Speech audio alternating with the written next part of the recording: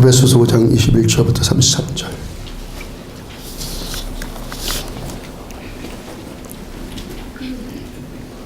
그리스도를 경외함으로 피차 복종하라. 남편이 아내의 머리됨이 그리스도께서 교회의 머리됨과 같음이니 그가 바로 몸의 구주시니라.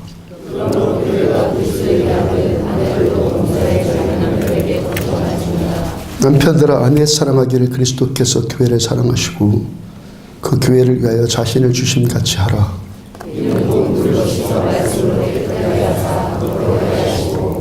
자기 앞에 영광스러운 교회로 세우사 티나 주름 잡힌 것이나 이런 것들 없이 거룩하고 흠이 없게 하려 하심이라.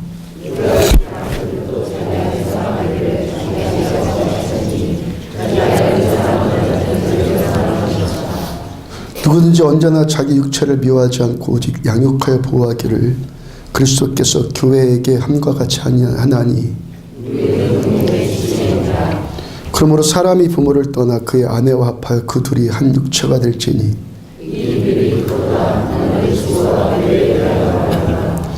함께요.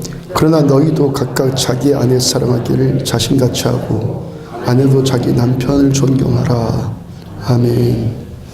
그리스도를 경외함이란 제목으로 두 번째 그리스도를 경외함 제목으로 에베소서 107번째 말씀 전해드리도록 합니다. 최근에 제작한 우리 교회 전도지 사진 다 보셨습니까? 제가 강대상에서 이 설교하고 있는 사진이 있지 않습니까? 제가 우리 교회에서 예배 드리는데 어떤 사람이 예배에 집중하지 않고 사진 찍는 것 별로 좋지 않게 생각하기 때문에 제가 강대상에서 본 교회, 우리 교회 강대상에서 설교하고 있는 사진 거의 없습니다. 아마도 지난번에 태국에 갔을 때 선교지에서 설교하는 모습 몇 컷과 우리 교회에서 찍은 것은 아마 강대상에 있는 걸 찍은 것을 우리 교회에서 찍은 것은 그 사진이 아마 유일할 것 같아요. 근데 그 한 컷의 사진이 괜찮게 나오지 않았습니까? 남자들이 이 미용실 가서 커트를 하면은 미용사가 뭐 남자들뿐만 아니라 여성들 모두에게 어떻게 잘라드릴까요? 묻지 않습니까? 여성들은 어떤지 모르겠는데 남성들은 아마도 저와 같은 마음일 거예요. 그 미용실에 앉아가지고 이렇게 해라 저렇게 하라 막 설명하는 것이 왠지 쑥스럽고 이 민망함이 느껴져가지고 대충 말하고 맙니다.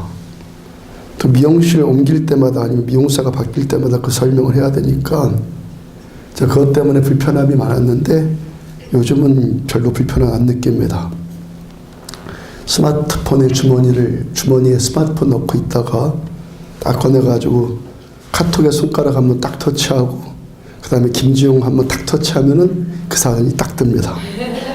그리고 이대로 잘라주세요 그래.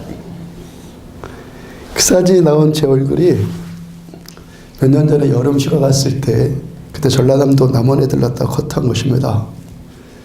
그 시즌에 그 시기쯤에 제가 머리를 커트할 시간을 잘 못 내서 그런 건지 하여튼 휴가를 다니는데 머리가 너무 더부룩한 거예요.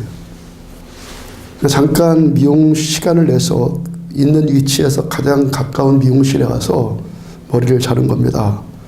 저에게 어떻게 자를까요? 물어보길래 아주 시원스럽게 그냥 팍 잘라주세요. 짧게 잘라주세요 했는데 이제껏 커트한 머리 가운데서 제 마음에 가장 잘 들게 잘라주신 거예요. 여기에요. 그 미용사를 강릉으로 이 청빙을 하고 싶은 마음이 막 들더라고요. 제 전속 미용사로. 자, 왜 커트 이야기를 하냐면 그 얼굴이 나온 사진이 언제적 사진이냐면 우리 교회 이 경수 형제와 주리 자매가 결혼할 때 그래서 주례사 할 때 찍은 겁니다. 그 사진이 그때 찍은 사진인데 전문가가 찍은 사진이니까 이렇게 잘 나온 거죠. 또 예배 때가 아니라 주례 때니까 이게 강대상에 있는 제 사진이 사진으로 남게 된 거예요. 에베소서의 말씀이 계속 구체화되어서 이제 가정에 대해서 부부관계, 결혼, 아내의 역할, 남편의 태도 이렇게 계속 말씀이 좁혀지고 있습니다. 그래서 오늘 설교를 준비하는데 정수장제와 주리자매 결혼식 줄에 설 때 생각이 나더라고요. 어저께 그때 선물로 받은 그때 그 사진을 제가 다시 보게 되었어요. 지금 주리자매 태 속에 둘째가 있습니다. 둘째가 있어서. 근데 그때 불과 4년 전이잖아요. 불과 4년 전인데 아주 그때 사진 보니까 둘 다 청순하고 아주 파릇파릇합니다. 지금 사갔다는 말 전혀 아닙니다. 지금 아줌마 아저씨임에도 불구하고 여전히 싱싱합니다. 근데 여성분들 아가씨라는 말, 아가씨 같다는 말 좋아하지 마십시오. 아줌마는 아줌마 같아야 되고 아저씨는 아저씨 같아야 합니다. 아줌마는 우리 집 아저씨한테만 잘 보이면 되고 뭐 다른 집 총각한테 잘 보일 일 있습니까? 아줌마건 아저씨건 우리 집 아저씨, 우리 집 아줌마에게만 잘 보이면 되는 겁니다. 또 하객들 사진이 있어서 보니까 손님들이 많이 왔어요. 2층까지 꽉 찼고 뒤에서 늦게 온 사람들은 뒤에서 이렇게 서서 주례 결혼식을 참석을 했어요. 그때 주례 설교를 또 제가 보니까요. 마침 오늘 에베소서 본문 말씀으로 설교를 했더라고요. 성경 말씀 그대로 전했죠. 먼저 아내인 주리자매에게 아내에게 먼저 설교하고 그 다음에 남편에게 경수 형제에게 제가 설교하지 않았겠습니까? 아내들이여 자기 남편에게 복종하기를 주께 하듯 하라. 먼저 이 말씀을 전하는데 그때 제 아내가 뒤쪽에 앉았었는데 뒤쪽에 서 있던 몇몇 아가씨인지 뭐 아줌마인지 확실히 모르겠는데 설교를 들으면서 계속 궁시렁 하더라는 거예요. 왜요? 남편에게 복종하라고 설교하니까 계속 궁시렁 한 거 아니겠습니까? 그래서 이제 또 잠시 후에 신랑에게 설교하면서 남편들도 자기 아내 사랑하기를 자신과 같이 할지니라 하니까 그때서야 궁시렁을 멈추더라는 거예요. 이들이 왜 궁시렁거립니까? 모든 일이요. 우리 인생사의 모든 일이 이루어지는 데는 원리가 있으면 원리가 가장 중요하죠. 자, 일이 있고 사건이 있고 행사가 있고 예식이 있고 하여튼 이런 모든 일에 먼저 원리가 있어야 되는데 그러니까 그들이 이 원리와 자기들의 삶의 원리가 이 말씀의 원리와 뒤쪽에 앉았던 궁시렁거렸던 사람들이 자기가 살아가는 이 원리가 전혀 다르니까 그럴 수밖에 없겠죠. 그게 뭐 불평할 수밖에 없겠죠. 어떤 사람이 세속적인 원리를 갖고 세속적인 원리를 갖고 있으면 그 사람은 세속적인 삶을 살 수밖에 없어요. 육체적인 원리를 갖고 있으면 육체적인 삶을 살죠.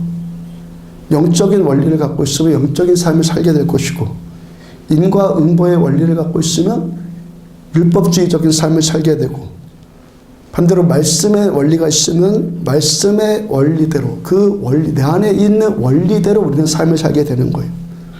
내 속에 어떤 원리가 있느냐 이게 가장 중요하다는 것이죠. 그러니까 원리와 삶, 원리와 인생살이, 원리와 어떤 사건들 이건 뗄래야 뗄 수 없는 아주 밀접한 가장 깊은 관계라는 거예요. 원리와 내 인생, 그러니까 원리대로 우리들의 인생 가는 거예요. 내 속에 어떤 원리를 품고 사느냐가 바로 10년 뒤, 20년 뒤 죽을 때까지 내 모습이 그게요. 21절 보면 그리스도를 경외함으로 피차 복종하라. 계속 전해드린 말씀이 이 말씀이 에베소서 전체를 받는다고 그랬죠. 성경 전체를 받는 말씀이다. 그리스도를 경외함으로 피차 복종해라. 서로 복종해라. 우리가 그리스도를 경외하기 때문에 피차 복종하라는 이 말씀은 에베소서 앞부분 전체의 서술이에요. 그리고 뒤에 나오는 그리스도인의 삶 전체에 대한 원리의 선언이라고요. 우리가 어떤 존재라는 겁니까? 우리가 어떤 존재? 피차 복종하는 존재예요. 아멘? 우리 자아가 펄펄 살아서 내 뜻대로, 내 주장대로, 내 마음대로, 내 고집대로 사는 자들이 아니에요. 그리스도인의 삶의 원리는 피차 복종하라예요. 아멘. 이 피차 복종을 하는데 이렇게 피차 복종할 수밖에 없는 이 삶의 근거, 내 속에 있는 원리가 뭐라는 겁니까? 그리스도를 경외함. 내 안에 그리스도를, 예수님을 경외하는 하나님을 경외하는 내 원리가, 내 안에 원리가 있으니까 우리가 피차 복종하면서 살 수 있게 된다는 거예요. 지난주 금요일 날 새벽 예배 가운데 목적에 관한 말씀을 잠깐 전해드렸어요. 이 설교들은 어떤 분은 망치로 한데 얻어맞은 느낌이 들었다라고 고백을 하더라고요. 설교를 들으면서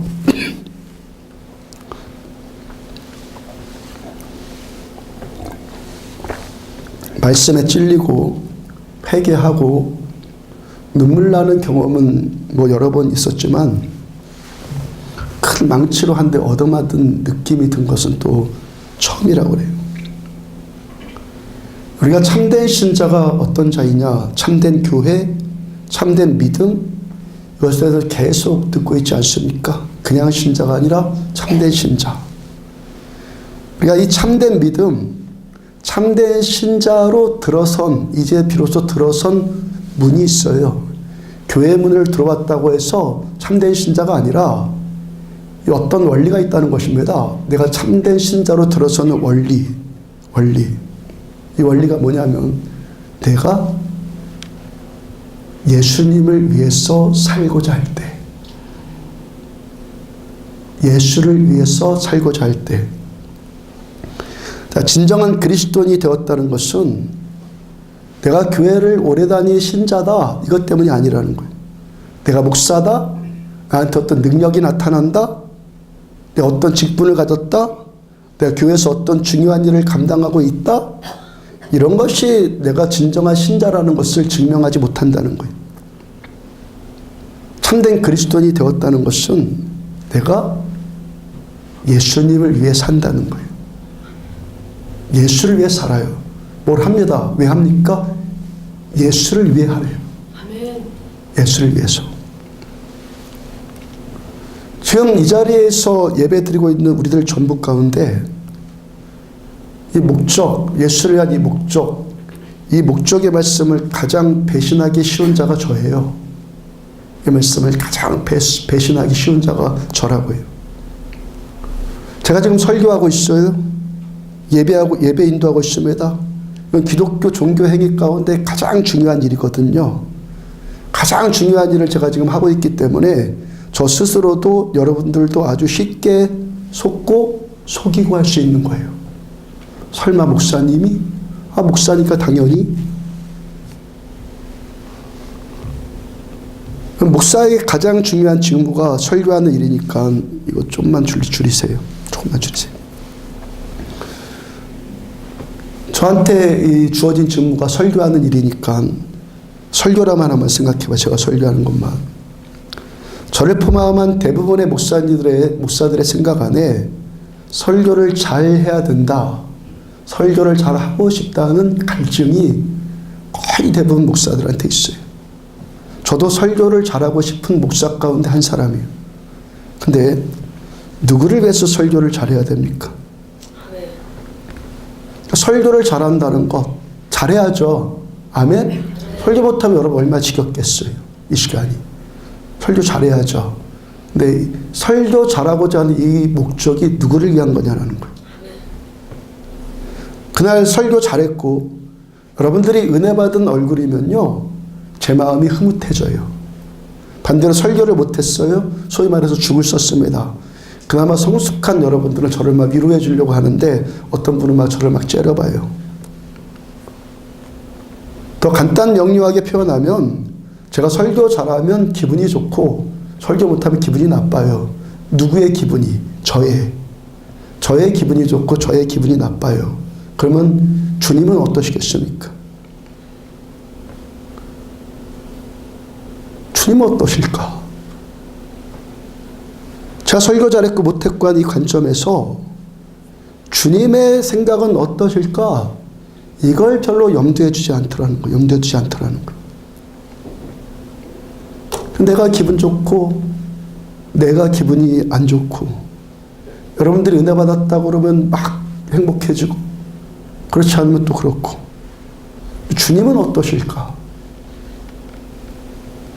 주님 좋으실 때 저도 좋고 주님 싫어하시면은 저도 싫어야 될 것 아니겠습니까? 제가 죽 서서 푹 눌려 있다고 해서 우리 주님 싫지 않을 것 같아요. 제가 설교 잘해갖고 막 날아도 우리 주님 그것 때문에 막 같이 그러실 거 아닐 것 같아요. 그러니까 제가 지금 목적이 어디에 있다는 것입니까? 설교 잘하고 못하고 곧 내가 설교 잘하고 내가 못하고 하는 나에게 지금 내 생각이 집중되어 있잖아요. 누가? 기독교 일 가운데 가장 중요한 일을 하고 있는 제가. 그러니까 목사가 이 말씀 목적이 뭐냐? 정말 예수님을 위한 것이냐? 이 말씀 가장 배신하기 쉬운 자가 저라는 거예요. 왜? 가장 중요하고 고상한 일을 하고 있으니까 겉으로는. 여러분들한테 지금 적용시키길 바랍니다. 저는 저대로 적용하고 있는 거고요. 제가 한 번 더 생각해 봤어요. 주님을 위해서 설교하는 것, 주님을 위해서 제가 설교를 한다? 그거 어떻게 하라는 거지?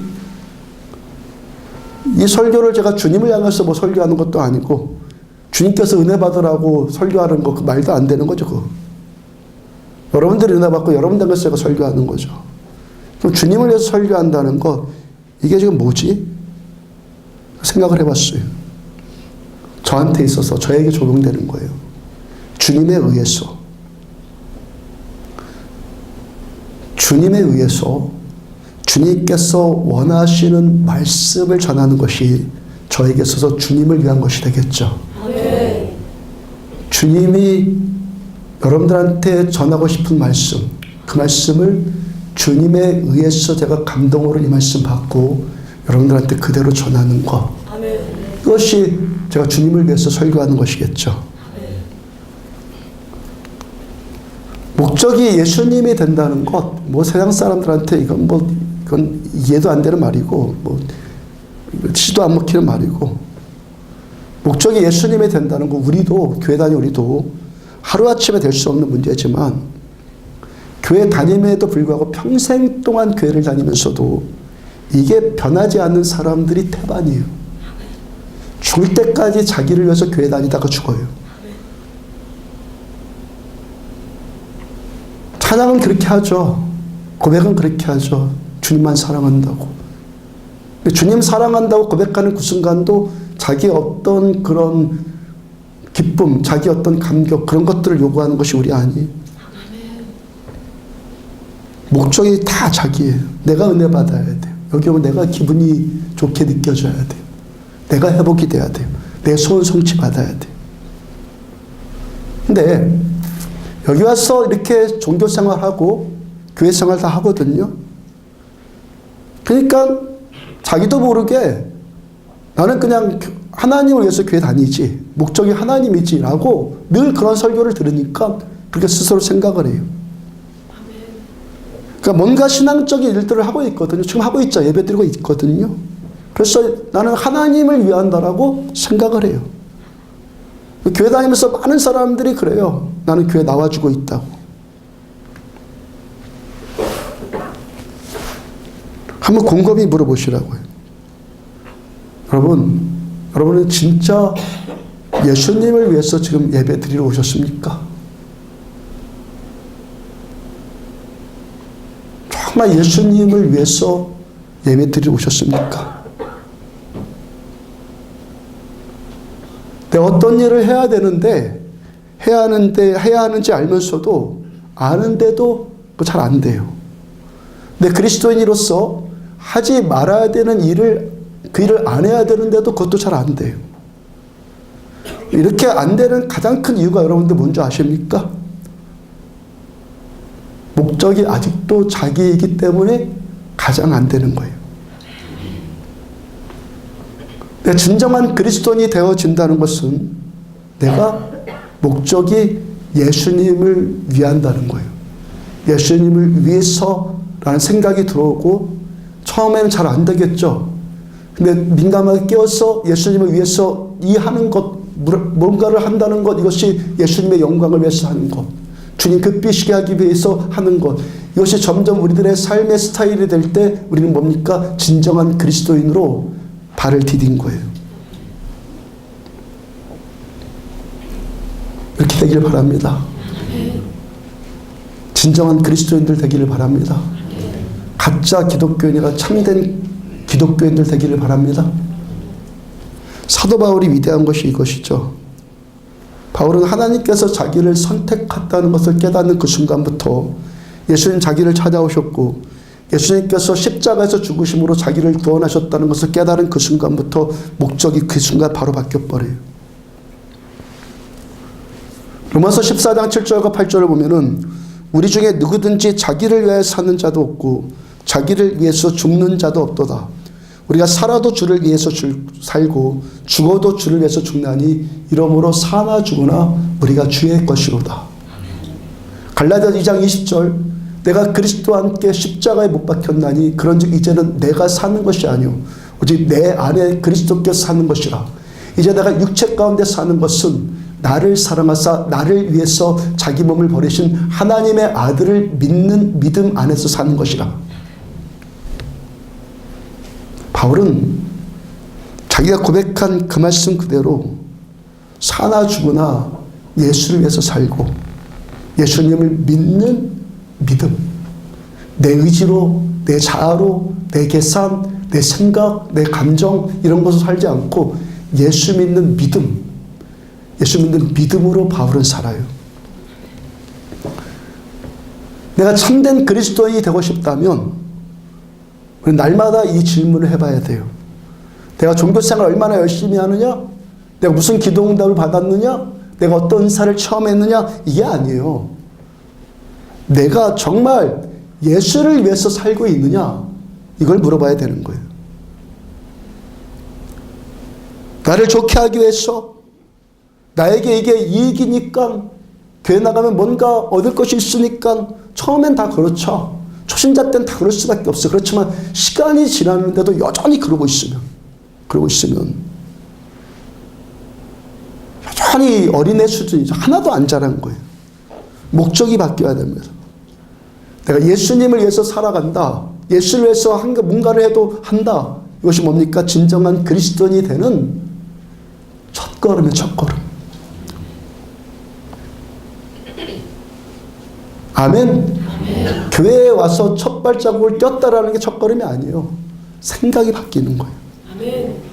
하나님이 좋아하시는 것을 나도 좋아하려고 하고 하나님이 사랑하시는 것을 나도 사랑하려고 하고 하나님이 기뻐하시는 것을 나도 기뻐하려고 해요. 그리스도를 알고 그리스도를 위하고 그리스도에 의해서 사는 삶이 그리스도를 경외하는 삶이에요. 그리스도인의 삶은 서로 복종하며 사는 건데 아멘? 여기에 그래가지고 참된 화평이 일어나는 건 않겠습니까? 참된 평화가 여기 일어나지 않겠습니까? 그래서 우리가 참된 연합과 통일이 이루어지지 않겠습니까? 서로 복종해 줄 때. 지난주 말씀처럼 남자는 다스리려고 하고 여자는 소유하려고 하는데 그 어떻게 거기서 한 연합이 이루어질 수 있겠어요? 밤낮 전쟁이지. 그리스도의 삶은 서로 복종하며 사는 것인데 우리가 서로 복종할 수 있는 것은 어떤 원리가? 그리스도를 경외하는 것, 그리스도를 위한 것, 예수님이 내 삶의 목적이 된 것이 내 삶의 원리이기 때문에 우리가 서로 복종하며 사는 것이 가능해진다는 거예요. 오늘 본문은 이렇게 대원칙을 먼저 밝히고 난 다음에 계속해서 이 원칙대로 살아가는 적용들이 나와 있죠. 아내와 남편, 자녀와 부모, 종과 상전, 이들의 관계가 다 어떻다는 것입니까? 그리스도를 경외함으로 피차 서로 복종해줘라. 5장 22절 아내들이여 자기 남편에게 복종하기를 주께 하듯 하라. 자, 아내들이 남편에게 지켜야 될 행동을 적용시키는데 어떻게 하라고요? 남편에게 복종해라. 근데 그냥 복종되는 것이 아니라는 거예요. 내가 주님을 알아야 돼요. 주님께 하듯, 주께 하듯 그리스도를 경외함으로 주님의 목적되는 삶을 위해서, 예수님을 위해서 같은 말씀이에요. 그러니까 그리스도를 경외한다, 하나님을 믿는 것이 뭔지를 모르는 사람은 부부지간의 관계를 성경으로 아무리 설명을 해도 궁시렁댈 수밖에 없게 되는 거죠. 내가 나를 위한 목적으로 살면 남편이들 나한테 복종해 줘야지. 내가 왜 남편한테 복종을 해요? 목적이 난데. 근데 내 목적이 예수시니까, 내가 예수님을 위해서 삶을 사니까 남편에게 복종할 수 있다는 거예요. 6장 1절, 자녀들아 너희 부모를 주 안에서 순종하라. 이것이 옳으니라. 이 말씀도 그냥 너희 부모를 순종해라가 아니라 뭡니까? 주 안에서. 그리스도를 경외함으로 효도가 되는 거예요. 인본주의적인 어떤 유교적인 그런 효도가 아니라 주님을 경외하니까 효도가 되는 거예요. 6장 5절 중간에 보면 육체의 상전에게 순종하기를 그리스도께 하듯 하며, 6절 그리스도의 종들처럼 마음으로 하나님의 뜻을 행하여, 7절 단 마음으로 섬기기를 주께 하듯 하고, 종들이 육체의 상전에게 순종하는데 이것도 뭡니까? 그리스도께 하듯. 그리스도를 경외함으로 피차 복종해라. 이 대원칙, 이 원리가 내가 수용이 되니까 종과 주인의 관계, 곧 여러분들의 회사에서 사장과 종업원의 관계, 상사와 부하 직원의 관계도 온전해질 수 있다는 거예요. 이것이 그리스도인의 직장 생활이라는 거예요. 그럼 우리들의 삶 전체를 지배하는 원리가 뭐예요? 대전제가 뭡니까? 그리스도를 경외함. 우리 삶 전체를 지배하는 거예요. 그리스도를 경외함. 모든 개혁, 어떤 변화, 어떤 성숙, 이런 것이 참되다, 진짜 바뀌었다, 진짜 개혁되고 있다, 이것이 참된 것은 그리스도를 경외하는 것으로부터 시작이 되어진다는 거예요. 그래서 우리가 그리스도를 경외하는 것을 실패하면 나머지 것도 다 실패해요. 그리스도를 경외하는 것을 성공하면 나머지 것들 다 성공이라는 거예요. 어떤 사람이 그리스도를 정말 경외하는 사람이, 저 사람이 정말 그리스도를 경외해요. 목사가 보니까 저 사람은 정말 그리스도를 경외하는 사람이에요. 그러니까 저 사람을 기대하고 저 사람을 신뢰할 수 있게 되어진다는 거예요. 관계가 깨져서 아픈 분 있습니까? 부부관계, 자녀 부모와의 관계, 성도와 성도의 관계, 이 관계가 깨져서 힘든 분 있습니까? 이거 둘이 얼굴 쳐다보고 있다고 해서 우리 서로 화해하자, 이제 우리 서로 싸우지 말자, 뭐 평화 조약식을 하고 그런다고 해서 해결될 문제가 아니라는 거예요. 아멘. 어떻게 풀어요? 우리요? 그리스도를 경외함으로. 아멘. 내 삶의 이유와 목적이 예수님이 되니까 모든 막혀져 있던 담들을 무너뜨릴 수 있는 것이고, 모든 무너진 관계들을 다시 회복시킬 수 있다는 거예요. 어떻게 했어? 내 삶의 이유가 예수이기 때문에. 그러니까 내 생활이 어떻게 말할 수, 내 생활을 말할 수 있습니까? 나와 하나님과의 관계. 나와 하나님과의 관계가 결국 내 일상생활을 말해주는 거예요. 아멘. 일상생활을. 하나님과의 관계에서 배신하지 않는 사람이 사람과의 관계에서도 배신하지 않는 거예요. 그리스도를 경외함으로 이 말씀의 원리가 우리 삶의 모든 부분에 다 적용되어지고, 이것이 우리 그리스도인, 우리 예수 믿는 신자들의 삶의 원리이고 신자들의 판단 기준이에요. 예수님을 경외하는 것. 어떤 것이 예수를 경외하고 있느냐, 어떤 사건이 예수를 경외하고 있느냐, 어떤 사람이 예수님을 경외하고 있느냐, 이것이 뭐라는 겁니까? 모든 것의 판단 기준이고 우리들의 행동 근거라는 거예요. 그리스도를 경외함. 왜요? 하나님이 온 우주 만물을 창조하신 전능하신 하나님이시니까, 왕의 왕이시니까, 주의 주이시니까, 거짓이 없는 완전히 참된 분이시니까, 우리를 위해서 생명까지 주시기까지 우리를 사랑하시는 내 하나님이니까 우리 하나님만 전적으로 신뢰할 수 있는 거예요. 하나님의 말씀이 내 삶의 기준이 될 수 있는 것은 하나님만 전능자시고 이 하나님께서 나에게 선한 일을 행하시는, 나를 사랑하시는 내 하나님이시기 때문에, 나에게 생명 주시기까지 나를 사랑하시는 분이기 때문에 내 삶의 모든 것을 내 주님께 다 바칠 수가 있는 거예요.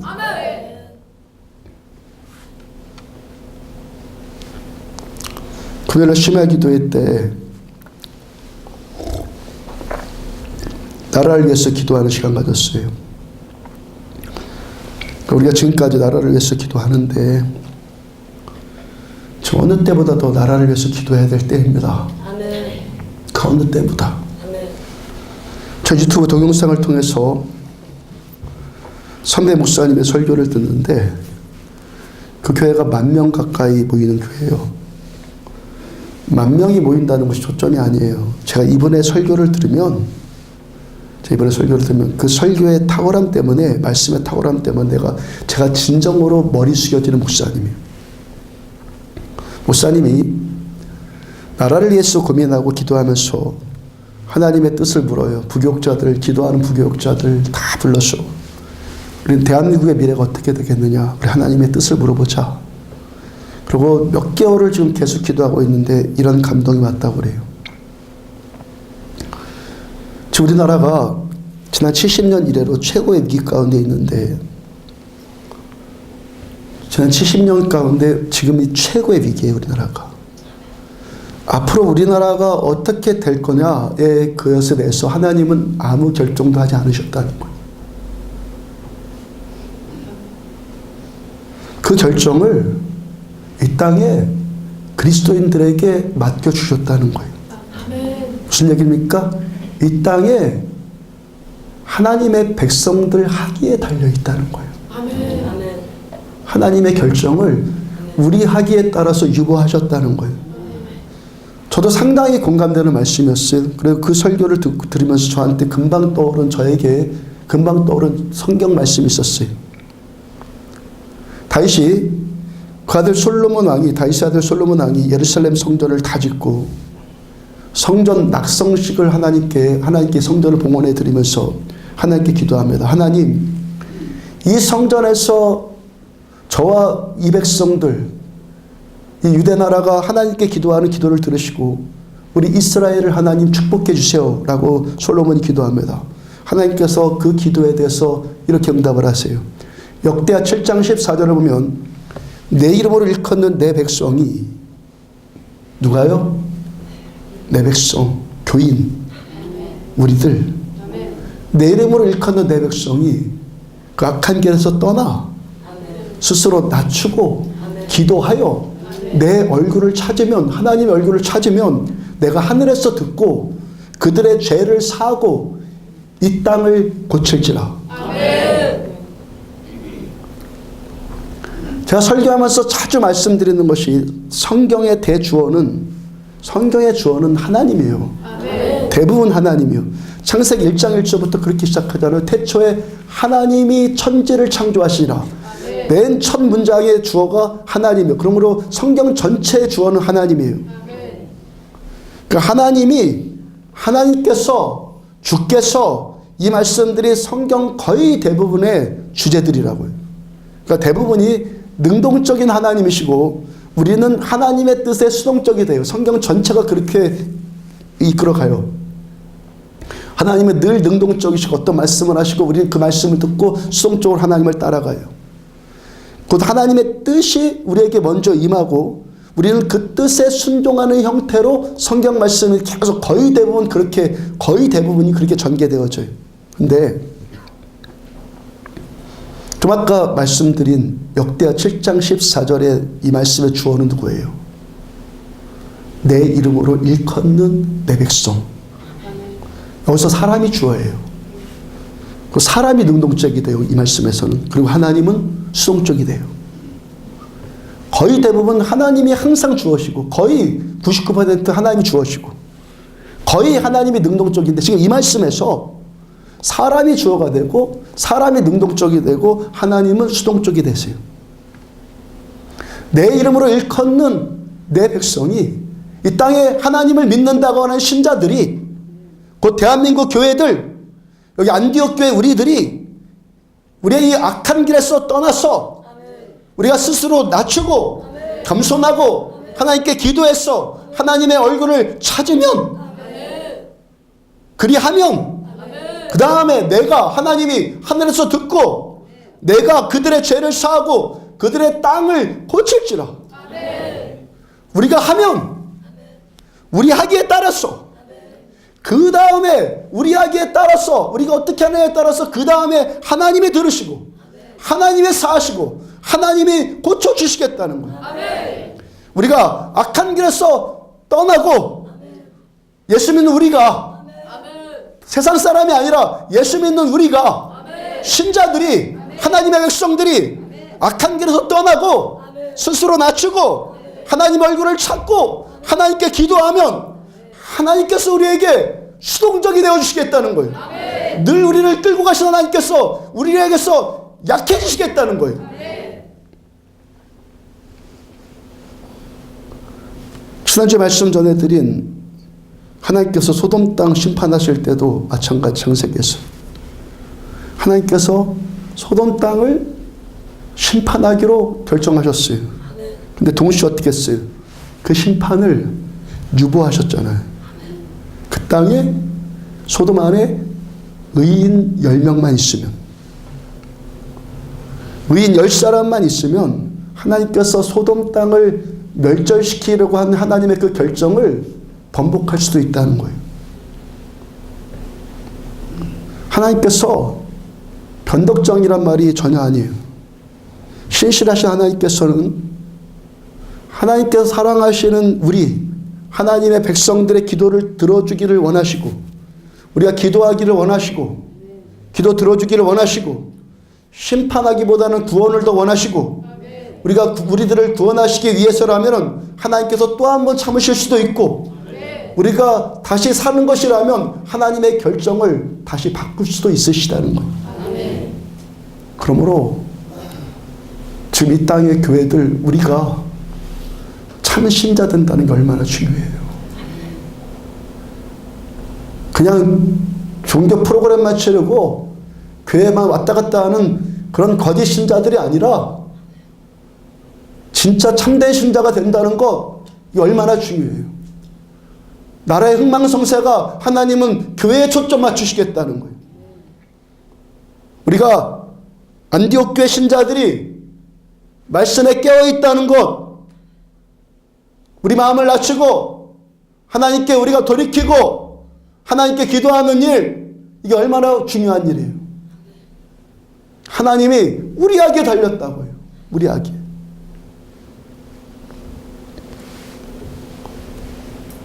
금요일날 심야 기도회 날 했던 그날이 남북 정상회담이 있었던 날 아닙니까? 그래서 지금 요즘에 이 나라에서 가장 많이 돌고 있는 단어가 평화 아니에요. 평화. 성결계 목회자 페이스북에서도 어느 목사님이 남북 두 정상의 만남을 보면서 이 평화를 막 예찬하는 글을 막 올렸어요.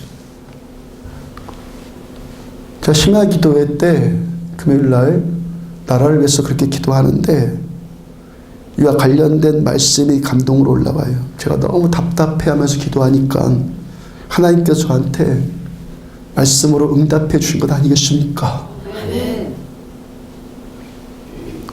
예수님께서 이 땅에 오셔서 처음 설교한 것이 전도설교예요. 첫 설교, 전도설교를 하셨어요. 회개하라, 천국이 가까웠느니라. 안 믿는 자들을 향해서 그 설교하셔서 그 다음에 믿는 자들을 향해서 목양설교를 하세요. 여러분들이 지금 목양설교를 듣고 있는 거예요? 다 믿는 자들이니까 목양설교를 하시면서 첫 번째 말씀을 전한 것이 마태복음 5장 이하의 5장부터 8장까지의 산상수훈의 말씀이에요. 하나님의 말씀이 구약의 말라기서, 구약과 신약에서 구약의 마지막 성경인 말라기서를 마지막으로 해서 400년 동안 하나님 말씀이 그쳤어요. 말씀이 그쳤다는 것은 하나님께서 하늘문을 닫으셨다는 거예요. 400년 동안 하나님이 하늘문을 닫으셨어요. 그러니까 그 400년 동안이 말라기서와 마태복음 사이에 그 중간 400년 동안의 이 시기가 이스라엘 역사 가운데, 성경의 역사 가운데, 이 신앙의 역사 가운데 가장 암흑기였다는 거예요. 암흑기. 이 400년 동안의 긴 시간의 암흑을 그치시고 빛이신 예수님께서 이 땅에 오셔서 첫 설교한 것이 뭐라고요? 이 말씀이 그만큼 중요하고 처음 하신 말씀이에요. 400년 동안 하나님이 하늘문을 여시고 첫 설교하신 거. 그만큼 중요한 말씀이라는 거예요. 주님께서 심령이 가난한 자는 복이 있나니 천국이 그들의 것이며 이렇게 말씀 시작하셨고, 그 다음에 세 번째 말씀으로 화평케 하는 자는 복이 있나니 평화롭게 하는 자는 복이 있나니 그들이 하나님의 아들이라 일컬음을 받을 것이며. 화평하게 한다. 헬라어로는 신약 성경을 쓴 헬라어로는 에이레네예요. 히브리어는 우리 다 아는 말이에요. 샬롬. 평화, 샬롬. 그러니까 평화를 이루는 자는 복이 있나니 그들이 하나님의 아들이라 일컬음을 받을 것이며. 평화를 이루면 여러분들이가 평화롭게 하는 자가 되면 복을 받아요. 아멘. 샬롬의 평화를 이루는 자들 되기를 바랍니다. 어떻게 했어? 서로 복종해서 그리스도를 경외함으로. 아멘. 자, 평화를 이루면 우리가 평화를 이루면 복을 받아요. 어떤 복을 받는다고요? 그들이 하나님의 아들이라고 일컬어지는 복을 받아요. 하나님이 내 아버지 되세요. 하나님의 것이 다 내 거예요. 아멘. 이게 아들됨의 권세예요.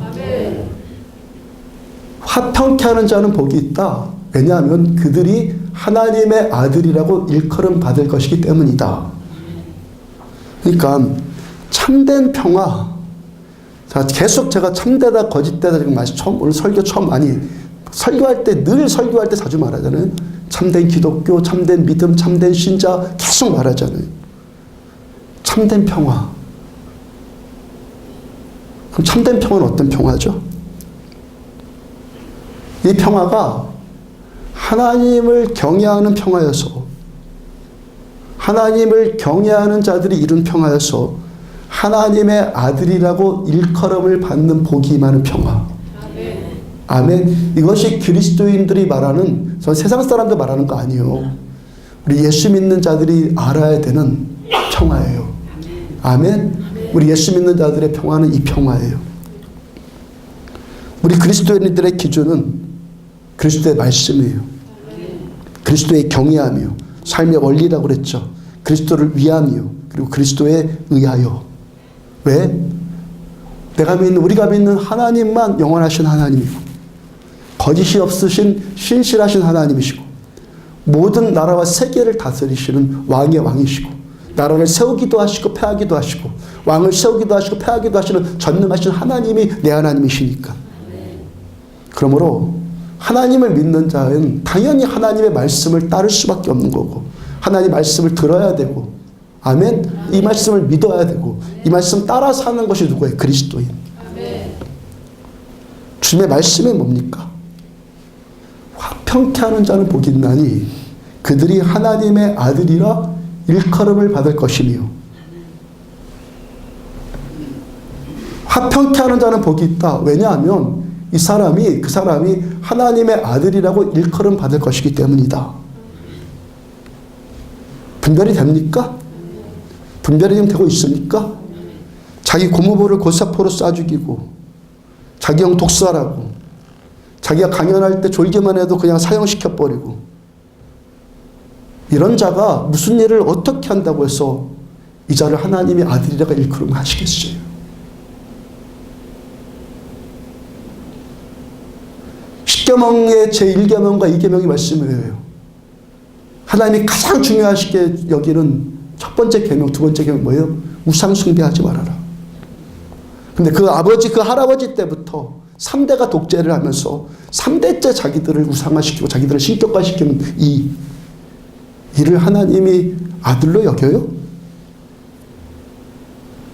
지난 70년 동안 그 땅에서 하나님 몰아내고 지금도 성경만 갖고 있어도 북한 주민들이 성경만 갖고 있어도 죽이거나 아니면은 죽음보다 더한 감옥살이 시키는 이가 무슨 일을 어떤 일을 어떻게 한다고 해서 하나님께서 그를 하나님의 아들이라고 일컫냔 말이에요.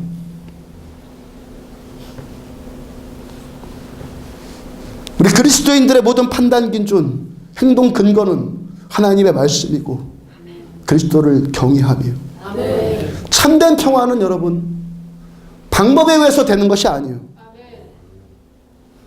참된 평화는 방법에 의해서 되는 게 아니라 방법에 의해서 하는 것을 겉모술수라고 하는 거예요. 모략이라고 하는 거예요. 참된 평화는 방법으로 되는 것이 아니라 평화로운 사람에 의해서 되는 거예요. 그래서 화평케 하는 자예요. 자라고요. 평화로운 그 자에 의해서 평화가 되는 거예요. 그건 세상에 대해서 오라는 거 아니에요. 그리스도인들이 깨어야 된다는 거예요. 우리가 분별해야 된다는 거예요. 우리 그리스도인들이 인정하고 우리가 수용하고 우리가 예찬해야 될 평화가 어떤 평화예요? 우리들의 평화는 사람의 모략이나 사람의 겉모술수에 의해서 나타난 어떤 평화가 아니라 하나님의 아들이라고 일컬음 받는, 하나님이 인정해 주시고 하나님이 복 주시는, 하나님을 경외하는 자의 평화여야 되는 거예요. 세상 사람들이야 그런 정치적인 평화를 평화라고 생각할 수밖에 없고 기준이 그거밖에 아니니까, 자신 안에 있는 원리가 그거밖에 없으니까 그렇게 생각할지라도 우리 그리스도인들의 원리는 말씀의 원리이고 영의 원리예요. 그리스도를 경외함의 원리예요. 우리 그리스도인들은 그런 평화를 평화라고 하지 않아요. 특히 목사들의 입에서 이 목사가 중생의 경험이 없는, 거듭남의 경험이 없는 가짜 목사 이전에는 이런 걸 평화라고 어떻게 예찬을 이걸요? 중생의 경험이 없는 거야 지금 이런 목사들이요. 얼마나 하나님의 말씀을 못 깨달으면 이런 걸 평화라고 하고 예찬하고 있냔 말이에요. 우리 그리스도인들의 평화는 하나님의 아들이라고 일컬어 주시는 열매가 나타나는 평화여야 된단 말이에요. 아멘입니까? 이게 그리스도의 평화의 기준이요. 하나님을 경외하는 자, 하나님을 두려워하고 하나님을 사랑하고 하나님의 목적되는 자의 평화, 이게 샬롬의 샬롬, 하나님이 영광 받으시는 평화, 하나님이 다스리시는 평화. 아멘. 하나님이 다스리시는 평화, 샬롬. 에베소 5장 32절을 보면은 이 비밀이 크도다, 나는 그리스도와 교회에 대하여 말하노라. 32절 한번 보세요. 이 말씀 지금 에베소 5장과 6장에서 아주 중요한 말씀이에요. 같이 한번 읽어봐요. 시작. 이 비밀이 크도다, 나는 그리스도와 교회에 대하여 말하노라. 이 말씀이 여러분들 부부관계, 부자관계, 상전과 종과의 관계에 대한 결론과 같은 말씀이에요. 결국 주님께서 지금 에베소서의 저자인 바울을 통해서 말씀하시고 하는 것은 이 모든 가정, 회사, 직장, 아버지, 아들, 이 모든 예를 들어서 그리스도와 교회에 대해서 지금 말씀하고 싶은 거예요. 교회, 참된 교회. 남자와 여자, 부모와 자식, 종과 상전, 이 관계를 통해서 이 마지막 때를 살아가는 교회가 어떠해야 되느냐, 어떤 역할을 감당해야 되느냐, 이 교회가 얼마나 깨어 있어야 되느냐, 이 교회가 얼마나 세상을 향해서 이 분별을 할 수 있어야 되느냐, 선과 악을 구별할 수 있어야 되느냐, 참된 것과 거짓된 것을 분별할 수 있어야 되느냐, 교회의 역할을 지금 바울이 말하고 있는 거예요.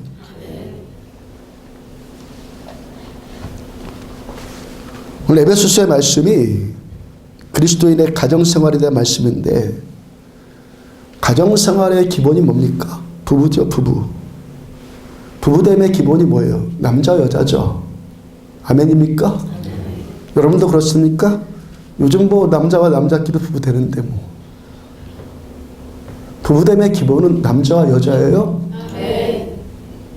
창세기 2장 24절, 이러므로 남자가 부모를 떠나 그의 아내와 합하여 둘이 한 몸을 이룰지로다. 오늘 에베소서 31절의 말씀에서도 같은 말씀 하시죠. 남자가 부모를 떠나 그의 아내와 합하여 둘이 한 몸을 이룰지로다. 자, 이 말씀에서 남자는 누구예요? 아담.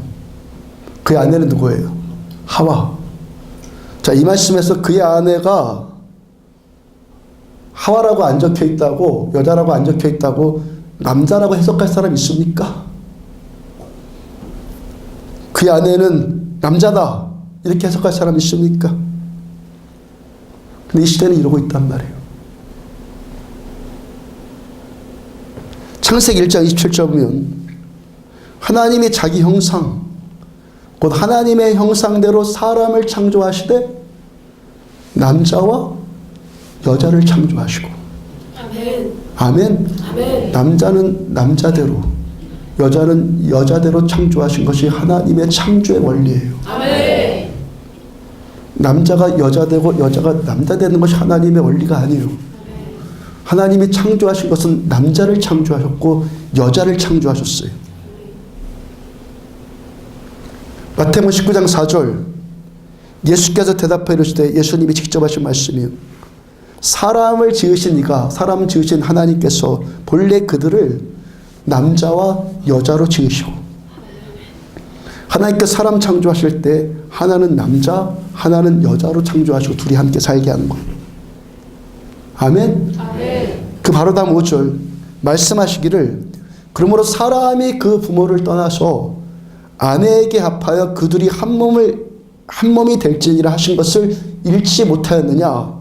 사람인 남자가 부모를 떠나서 아내인 여자와 합해서 둘이 하나가 되는 것이 하나님이 말씀하신 결혼이에요. 로마서 1장 27절 그와 같이 남자들도 순리대로, 남자는 남자로 여자는 여자로 둘이 그렇게 합쳐서 사는 것이 순리예요. 남자들도 순리대로, 근데 여자 쓰기를 버리고, 남자는 여자를 취해야 되는데 순리대로 그걸 버리고 서로 향하여, 남자가 남자끼리 향하여 음욕이 불릴 듯하며, 남자가 남자와 더불어 부끄러운 일을 향하여 그들이 그릇 때문에 상당한 보응이 그들 자신이 받았느니라. 남자와 남자가, 여자가 합치는 것 부끄러운 일이고 그릇된 일이고 상당한 보응을 받는, 심판받는, 레위기서 말씀하면 동성연애하면 죽임을 당하는, 하나님께 심판과 저주를 받는 일이란 말이에요. 우리들의 삶의 원리는 뭐라고요? 하나님 말씀. 삶의 원리가 뭐라고요? 그리스도를 정의함. 동성애를 찬성한다. 동성애를 합법화시킨다. 여러분, 이게 무슨 뜻이에요? 겉으로는 인권 하면서 우리를 속여요. 인권 좋은 말이에요.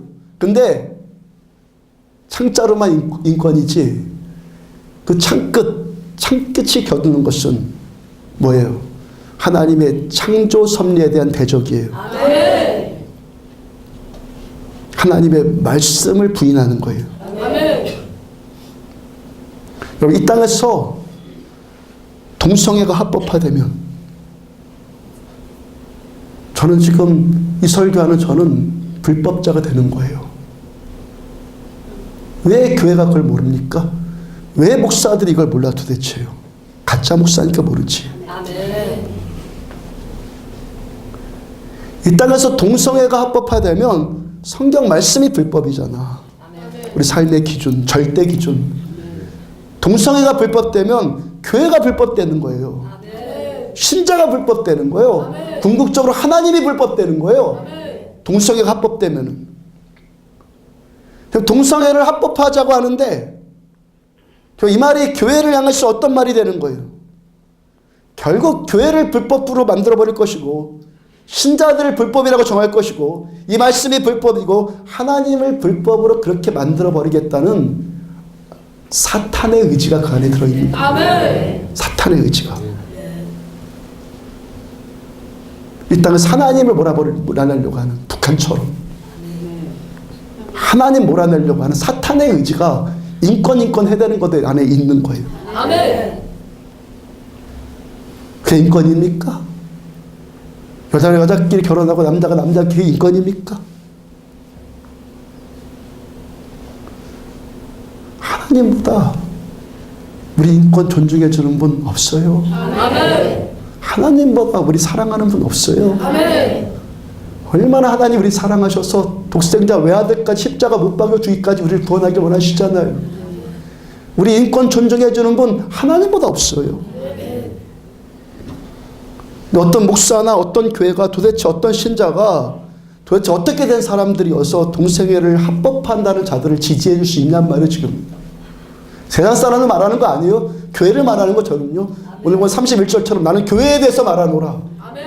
목사들에 말하노라. 신자들에서 말하노라. 너희가 얼마나 잘못되고 거짓된 자들이면 좀 이런 일을 행하고 있느냐. 저 이 말씀한 거 있는 거예요.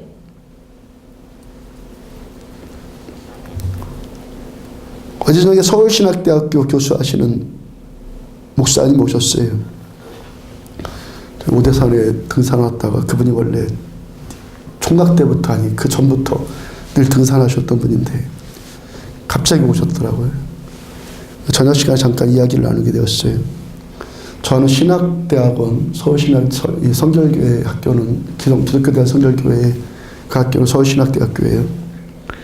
저희 신학대학원 1년 선배시고 또 제가 강원도 오기 직전에 일산 신도시에서 교회를 섬겼을 때 1년 동안 부교육자로 거기서 같이 섬겼던 목사님이요. 그러니까 이분이 이야기 중에 이분 교수님이라고 그랬죠. 요즘에 서울신학교 학생들도 저한테 그래요. 요즘 서울신학대학교 신학대학교 학생들도 비신자들이 많다는 거 아시죠? 신학교 학생들이 믿지를 않아요. 뭐 그런 말을 종종 듣기 때문에 그리 놀랄 일은 아니었는데 서울신학대학교는요 다른 교단의 어떤 신학교들보다 가장 복음주의적인 학교로 지금 평가받고 있어요. 은혜를 추구하는 말씀 그대로를 추구하는 학교로 평가받고 있다고요. 근데 놀랄 일이 뭐냐면 서울신학대학교에서 매년마다 부흥회를 합니다. 학생들 대상으로 집회를 합니다. 부흥회를 하는데 이제 우리 함께 통성으로 기도합시다 하잖아요. 근데 거기서는 이제 그런 말을 못 한대요. 아니, 평신도들도 이렇게 함께 지금 통성으로 기도하는데 신학생들이 함께 통성으로 기도합시다 이걸 못 한대 이제는. 강사가 설교 끝나고 나서 설교 다 끝나고 잠깐 찬양하는 시간을 가지고 그러면서 찬양하는 시간을 가지면서 기도하기 싫은 학생들은 나가라고 하고 기도하려고 하는 학생들만 남아서 기도하라 이렇게 한다는 거예요 지금. 억지로 기도합시다. 기도시키면 위법이라는 거예요. 일반 대학교에서 그렇다는 것이 아니라 신학대학교에서 이렇다는 거예요 지금요. 그것도 그래도 학교들 가운데 신학대학들 가운데서 가장 경건을 추구하고 성령 충만을 추구한다는 평가받는 신학교 서울신학대학교에서 지금 이렇다는 거예요. 기도하는 그 싫은 자는 내버려 두고 나가라고 그러고 기도하고 싶은 자만 기도하면 된다. 하기 싫으면 나가고 하고 싶은 자만 나오면 기도도 잘 되고 그런 긍정적인 효과도 있겠지만 애시당초 기도하기도 싫고 하나님도 모르고 하나님도 믿지 않는 자가 신학교는 왜 들어와 도대체? 하나님 모르는 자가 어떻게 목사하려고? 하나님도 믿지 않는 자가 무슨 목사를 한다고 신학교를 왜 들어오냐고 도대체? 이 일이 어떻게 가능하게 되냐면 이 일이 원래 서울신학대학교 모든 신학교가 거의 다 그랬을 거예요. 최근 들어서 법이 바뀐 거예요. 원래 신학대학교는요 세례받은 교인 이상만 그리고 담임 목사의 추천을 받은 자만 지원할 수가 있어요. 근데 이거 차별 아니냐는 거예요. 왜 세례받은 자만 이 학교 들어가? 이거 차별 아니냐는 거예요. 그래서 차별금지법이라는 것 때문에 이 세례교인만 신학교에 들어갈 수 있는 이 입학원서를 낼 수 있는 이 법이 폐지되었다는 거예요. 이러한 일들이 하나님도 안 믿는 자들이 하나님도 모르는 자가 중생의 거듭남의 경험도 없는 자가 목사들 하겠다고 신학교에 들어온 것이 뭐 때문에? 차별금지법과 학생인권 조례라는 것 때문에 이렇게 되었다는 거예요. 여러분 앞으로 20-30년 흘러서 30-40년 흘러서 이들이 교회를 목회하는 주류가 되면 이 땅의 교회 어떻게 되겠어요? 마귀가 지금 대한민국과 한국교회를 보면서 쾌재를 부르고 있겠죠 지금. 전략 성공이에요. 전교조를 싹 불려놨어요. 학교들마다 전략 성공이에요. 애들을 다 그렇게 세뇌시켜놨어요. 왜 남자끼리 해야 돼? 왜 남자를 여자랑 해야 돼? 끼리끼리 좋으면 할 수 있지 뭐. 왜 차별해? 왜 학교에서 기도회 같은 거래? 다 전교조가 되는 거 아니에요. 누가 이거 심어놓은 거예요? 마귀가 심어놓은 거예요. 여러분, 그러니까 하나님께서 이 땅에 참된 교회 얼마나 목마르시겠어요. 하나님도 모르는 자가 목사하는 교회가 아니라 참된 교회. 하나님이 목마르고 하나님 경외하는 것이 삶의 기준이 되는 그런 교회. 하나님 얼마나 찾으시겠어요. 제가 여러분들한테 그런 신자 되자고 설교하는 것이 뭐라고 설명할 필요도 없이 당연한 것 아니겠습니까?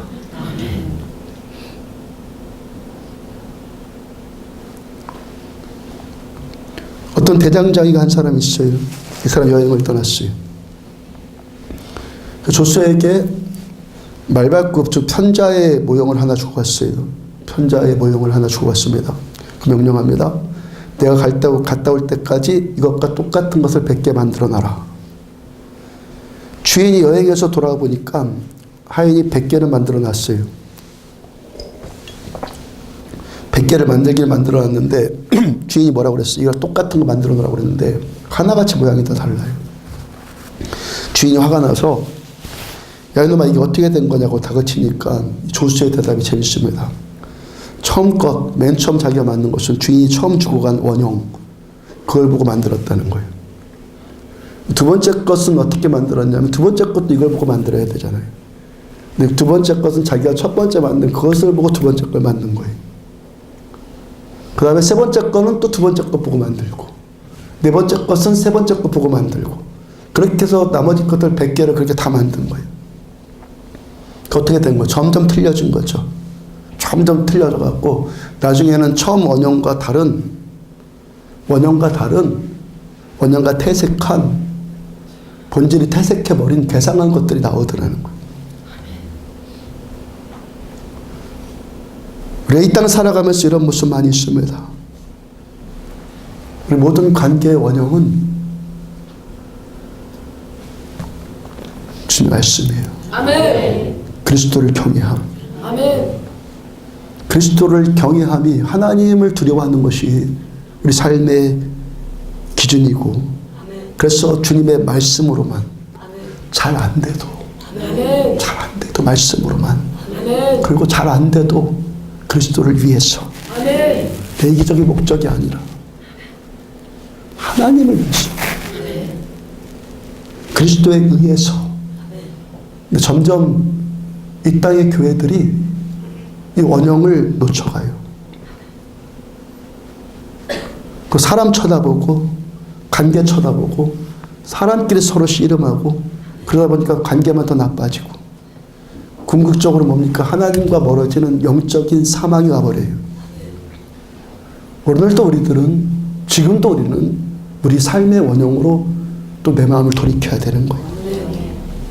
지난 일주일 동안 흐트러졌던 우리의 삶의 기준을 말씀 들으면서 또 돌이켜야 되는 거예요. 아멘. 어떤 말씀? 그리스도를 경외함으로 아멘. 피차 복종해라. 아멘.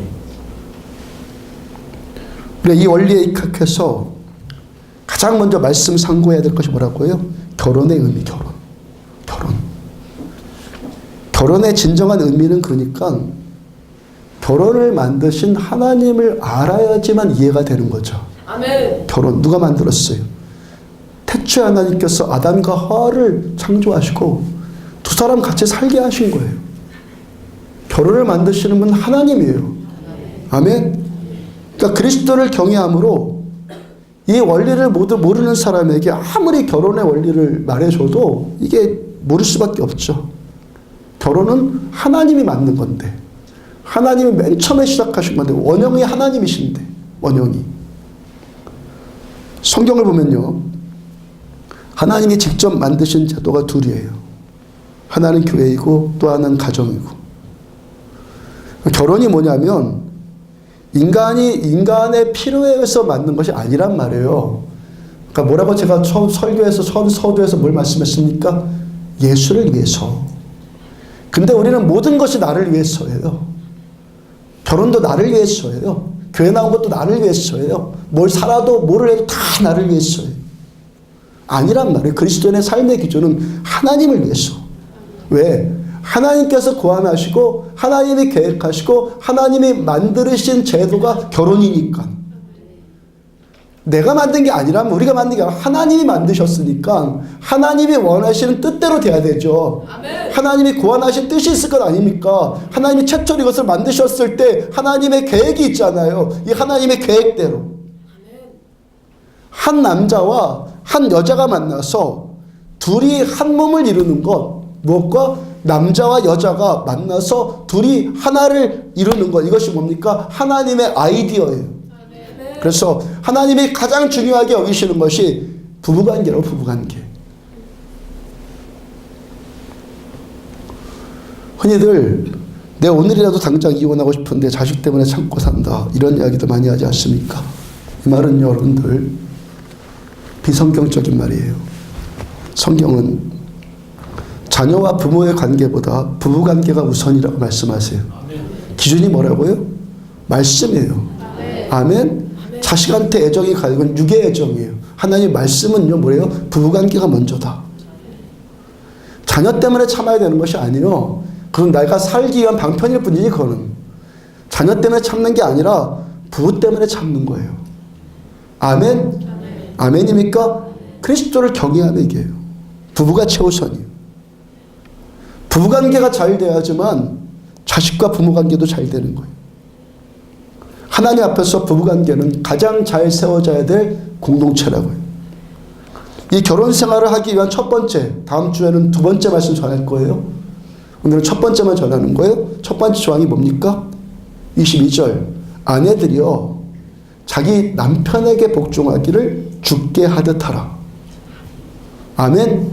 23절. 이는 남편이 아내의 머리됨이 그리스도께서 교회의 머리됨과 같음이니. 우리 안디옥 교회의 머리는 예수님이에요.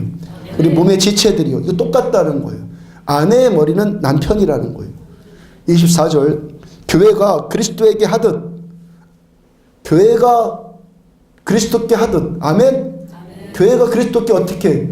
주님의 말씀에 순종하고 주님 경외하고 주님 예배하고, 그거 아닙니까? 교회가 그리스도께 하듯 아내들도 범사에 남편에게 복종할지니라. 그 남편에게 복종할지니라. 이건 명령이에요. 명령. 하나님 마음 늘 전해드리죠. 지난주에 어떤 마음이라고 했어요? 에덴이라고 그랬죠. 에덴. 기쁨, 즐거움, 행복. 이것이 하나님께서 우리에게 주기를 원하시는 마음이라고요. 우리 행복하게 살기를 원하시는 하나님의 첫 번째 명령이 뭡니까? 아내가 남편에게 복종하기를 주께 하듯. 아멘. 한 가지 오해하지 말아야 될 것은요, 이 말씀 남녀 차별의 말씀 아니에요. 대표성의 원리예요. 우리 집안의 대표는 남편이라고 하나님이 정하셨다는 거예요. 순종을 한다. 아, 내가 남편인데 찍소리도 못하는 굴종이 아니에요. 이거요. 남편들 또 착각하지 마십시오. 찍소리도 못하는 굴종이 아니라고요. 이 말이 아내는 남편에게 아무 말도 못한다, 그런 것이 아니라, 혹은 자녀들이 부모에게 절대 말대꾸하면 안 된다, 이런 말이 아니라고요. 아내가 남편한테 얼마든지 좋은 아이디어 말할 수 있죠. 자녀가 부모에게 이치에 맞는 어떤 제안들을 할 수 있죠. 때로는 아내의 의견이 더 옳을 수가 있죠. 남편 어떤 생각보다 아내의 생각이 더 옳을 수가 있죠. 또 종의 생각이, 부하 직원의 생각이 사장보다 더 합리적일 수도 있죠. 자, 그런데 그럼에도 불구하고 결국 최종 결정은 하나님이 세우신 남편의 지휘됨, 하나님이 결정하신 남편의 지휘됨에 일임해야 된다는 거예요. 아멘. 마지막 결정은 당신이 하세요. 이것이 뭡니까? 경건한 아내라는 거예요. 그리스도인 여성은, 잘 들으세요. 그리스도의 여성은 그리스도를 경외하는 것, 그리스도를 경외하는 것을 대적하는 문제가 아니라면, 아멘? 아멘. 기준은 그리스도를 경외하며, 여기에는 남편도 끼어들 수 없는 거예요. 그 어떤 자도 끼어들 수 없는 거예요. 그리스도를 경외하는 것, 이것을 대적하는 문제가 아니라면 여성들은, 경건한 아내들은 그리스도를 경외함으로 남편한테 복종하셔야 되는 거예요. 아멘. 다시 한번 말씀드립니다. 경건한 여성들은 그리스도를 경외하는 것을 우리가 예수님을 경외하는 것을 대적하는 어떤 문제가 아니라면, 남편이 나한테 그런 것을 종용하고 하나님을 대적하고 그리스도를 경외하고 이것을 대적하고 이런 문제가 아니라면, 그리스도를 경외함으로 남편한테 복종하셔야 되는 거예요. 아멘. 마지막으로 생각해 볼 문제 있어요. 하나님께서 아내가 남편한테 복종하는 것을 통해서 이 가정에, 여러분들의 가정에 행복과 평화와 안식 주기를 원하세요. 아멘. 네. 일단 한 가지 생각해 보아야 될 것이 있잖아요. 그렇게 하나님 섬기는 가정은 문제가 아무것도 없습니까? 가정에 항상 문제 있잖아요. 시험이 있잖아요. 공격들이 있잖아요. 자, 이렇게 우리가 이럴 때 어떻게 이겨내느냐? 이 우리 몸이라는 유추를 통해서 힌트를 얻을 수 있다는 거예요. 23절. 이는 남편이 아내의 머리됨이 그리스도께서 교회의 머리됨과 같음이니 그가 친히 몸의 구주시니라. 성경은요, 우리 교회 가정을 몸으로 설명을 해요. 몸이 공격받아요. 병균이 내 몸 안에 침투할 수 있어요. 이럴 때 어떻게 이 병균을 이길 수 있습니까? 내 안에 면역 체계가 있으니까 병을 이길 수 있죠. 자, 우리 가정의 교회에, 우리가 신앙생활 어떤 공동체에 마귀의 시험과 공격은 내가 예수 잘 믿으려고 하면 할수록 이 시험은 더 격해지는 거예요. 그래서 시험이 없고 문제가 없는 가정, 교회는 있을 수가 없다는 거죠. 근데 건강한 가정과 병든 가정의 차이가 뭐라는 겁니까? 건강한 공동체와 병든 공동체 차이가 뭐라예요? 병든 공동체는 면역체가 깨져 있어요. 건강한 공동체는 면역성이 아주 건강하다는 거예요. 아멘. 건강한 가정은 이 면역체계가 온전하기 때문에 병을 이기게 된다는 것입니다. 건강한 교회는 이 면역체가 있기 때문에 마귀가 이 병으로, 이 악한 마귀가 우리 어떤 고통들로 침투해 들어가도 면역체계가 있기 때문에 우리가 이길 수 있다는 거예요. 아멘. 병든 가정은요, 면역체계가 없기 때문에 아무 일도 아닌 것 같고 싸우고 그냥 바로 넘어져 버린다는 거예요. 바로 이혼해버리자 그러고. 그렇게 나온다는 거예요. 뭐 때문에? 면역체계가 없기 때문에. 건강한 가정은 그런 고통이 있을지라도 면역체계가 강하기 때문에 이길 수 있다는 거예요. 그러면 우리의 면역체계가 뭐죠? 말씀과 기도. 아멘. 기준이 살아나는 거예요. 아멘. 말씀 붙들고 기도하는 거. 오늘 뭐 신혼부부도 있고, 우리도 이만큼 살아봐서 알잖아요. 우리가 얼마나 다릅니까? 남자와 여자는 생각하는 것 자체가 달라요. 아내들이 가끔 그래요. 남편 보고 왜 내 생각을 이렇게 몰라주냐고. 여러분, 그건요, 철없는 소리예요. 생각하는 구조가 남자는 여자는 달라요. 완전히 다르다고요. 둘이 연합해서 이렇게 부족한 것을 채워나가라고 하나님 그렇게 만드셨는데, 오히려 서로 면역체가 약하면은 그거 갖고 싸워요. 왜 내 생각 몰라주냐고. 생각이 완전히 다른 거예요. 근데 내가 없는 생각을 당신이 보충해달라. 이것이 결혼이에요. 또 지금까지 살아왔던 환경이 같습니까? 뭐 연애할 때야 뭐 좋은 감정을 할 수 있지만 같이 합쳐서 살면 보통 문제 아니거든요. 너무 다르기 때문에. 이 다른 것을 어떻게 극복하느냐 이 문제예요. 어떻게? 그 면역체계가 뭐냐는 거예요. 기도. 하나님께 매달려 기도하는 거예요. 이 갈등을 극복할 수 있는 능력, 이 능력은 기도예요. 기도.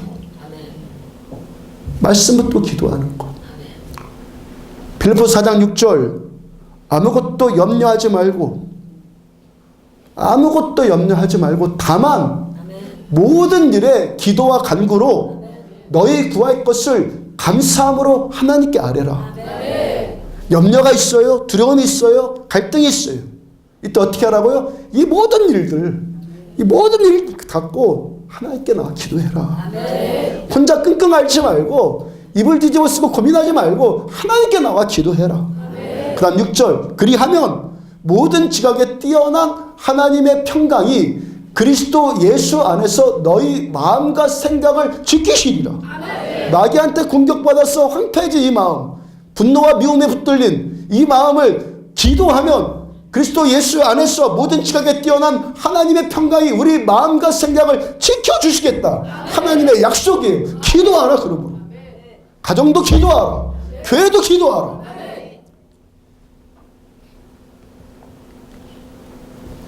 미국의 한인교회 중에 휴스턴 서울 침례교회라고 있어요. 이 교회 담임 목사님 목회 잘하는 분이에요. 성도들이 많은 변화가 일어나고 성숙해져 가요. 이 교회가 가정교회라는 슬로건을 갖고 가정교회를 이끌어 나가는 교회예요. 가만히 관찰해 보니까 이 교회가 성숙한 것이 가정교회라는 슬로건 때문이 아니더라는 거예요. 관찰해 보니까 그 슬로건 이전에 그 내면의 그 어떤 원리, 그 표현되어지는 가정교회라고 표현되어지는 그 행위 이전에 어떤 원리가 그 교회 안에 있더라는 거. 그 교회는 기도함에 있어서 아주 탁월한 교회예요. 그 교회 담임 목사님이 이런 고백을 했어요. 어떤 세미나에 참석하게 되었대요. 그 세미나 강사가 전한 말씀이 기도는 처음부터 많이 할 수 없으니까 조금씩 늘려가야 됩니다. 그러더라는 거예요. 맞죠? 조금씩 늘려가야 됩니다. 그렇게 조금씩 늘려가야 되니까 처음 시작할 때부터 3시간부터 해라.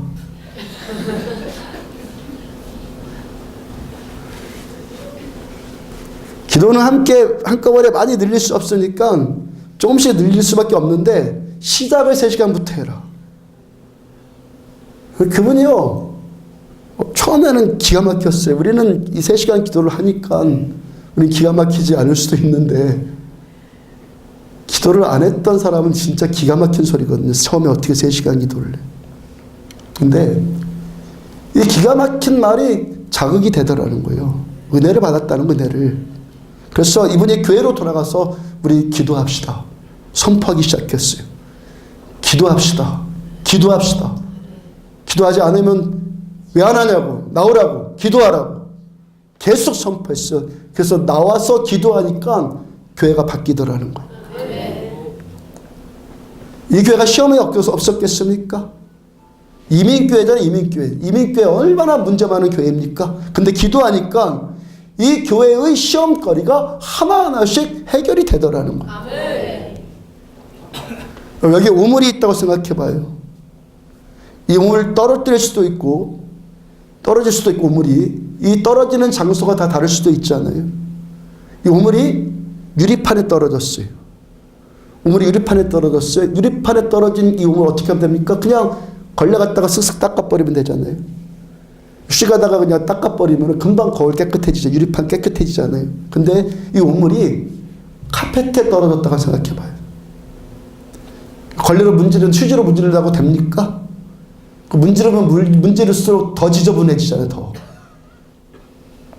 이럴 때 기도가 있는 가정이나 기도가 있는 교회는 유리판 같은 가정이라는 거예요. 우물이 쏟아져요.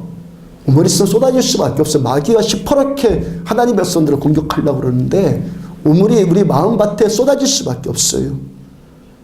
우물이 쏟아지는데 사탄의 도전이 오더라도 유리판 같은 심령을 어떻게 하면 돼요? 그냥 한번 싹 씻어버리면 된다는 것이죠.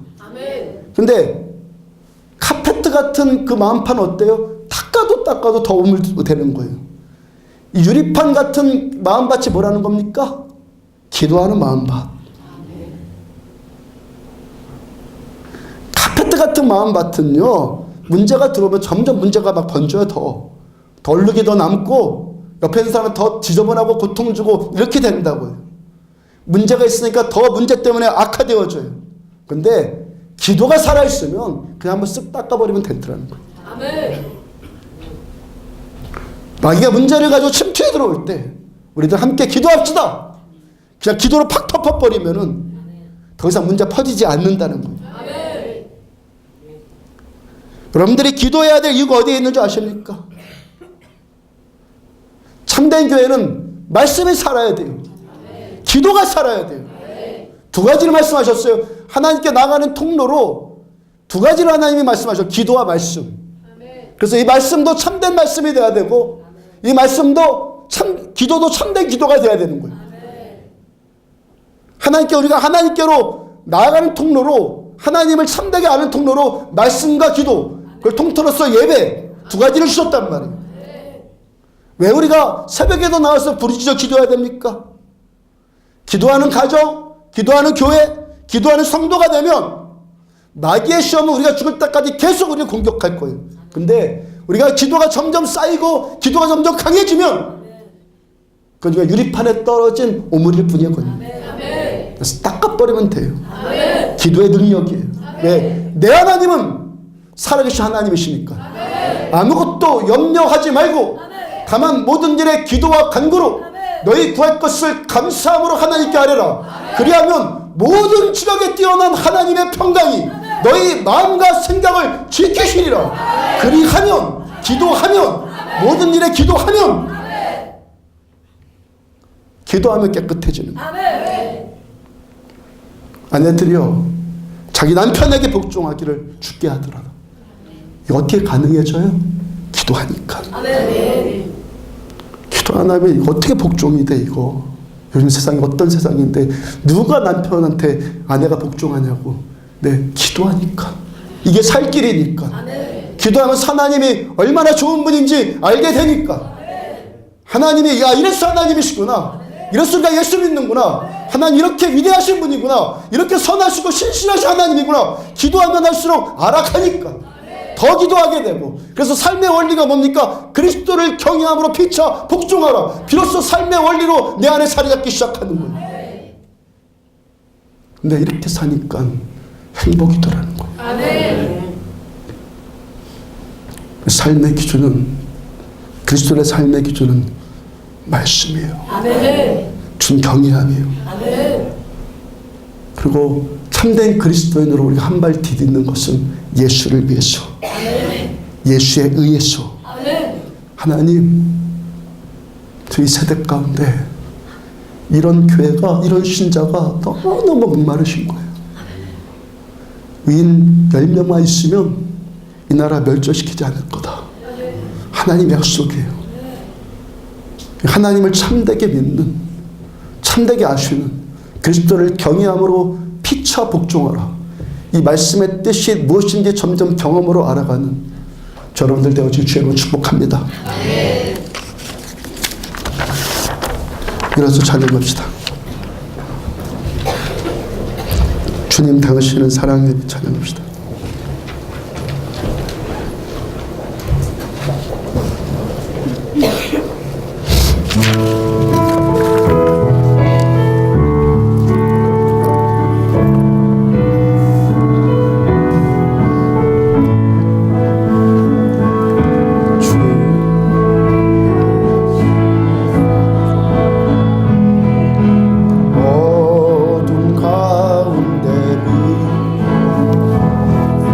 세상의 빛 예수 이를 비추사 당신의 진리로 우리 자유케 비추소서. 우리 위에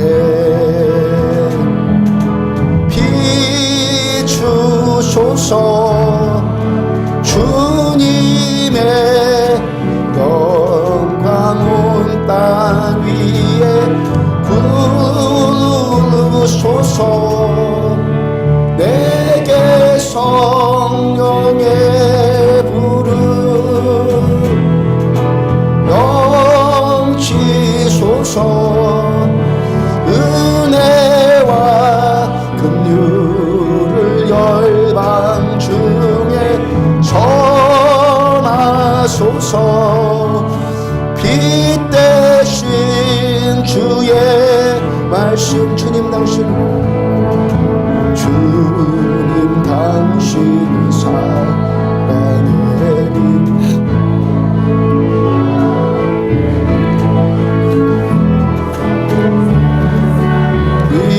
예수를 비추사 당신의 진리로 우리를 자유케 비추소서. 우리 위에 비추소서.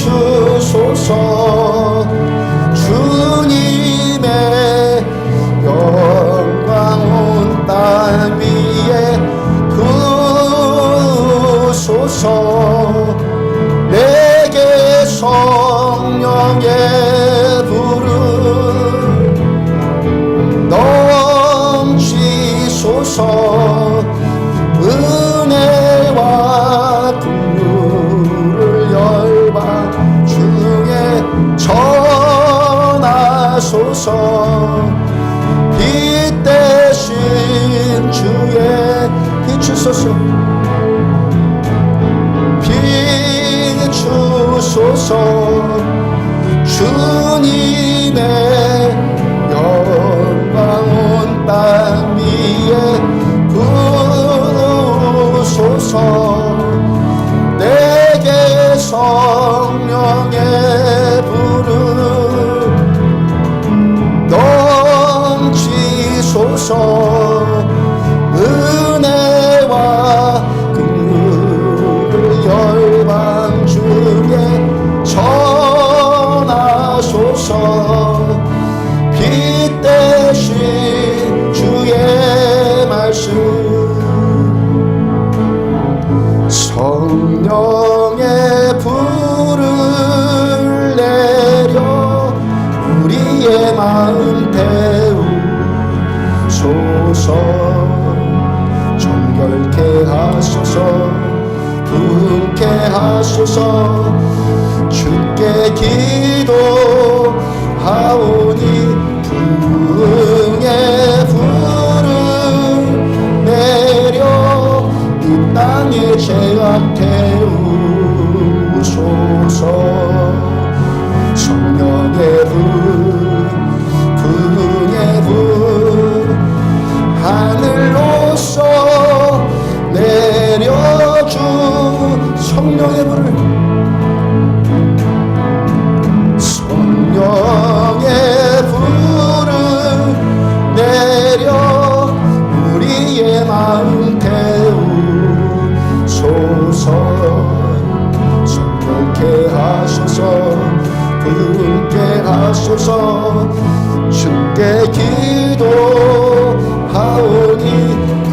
부흥의 불을 내려 이 땅에 죄악 태우소서 성령의 불 부흥의 불 하늘로서 내려주 주여 이 땅 위에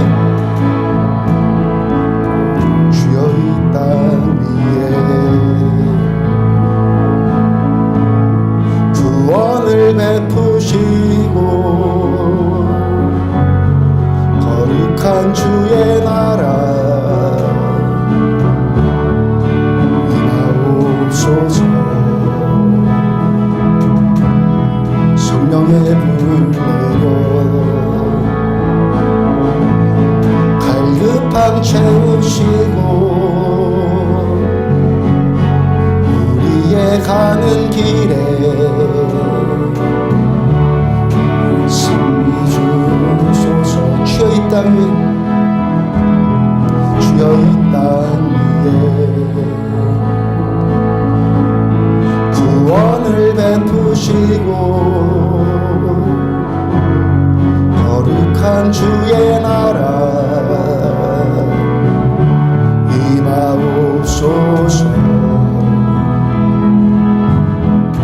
성령의 불 내려 갈급함 채우시고 우리의 가는 길에 승리 주소서 성령의 불을 내려 우리의 마음 태우소서 정결케 하소서 분케 하소서 주께 기도하오니 부흥의 불을 내려 이 땅에 죄악 태우소서 성령의 불 부흥의 불 하늘로서 내려주소 성령의 불을 성령의 불을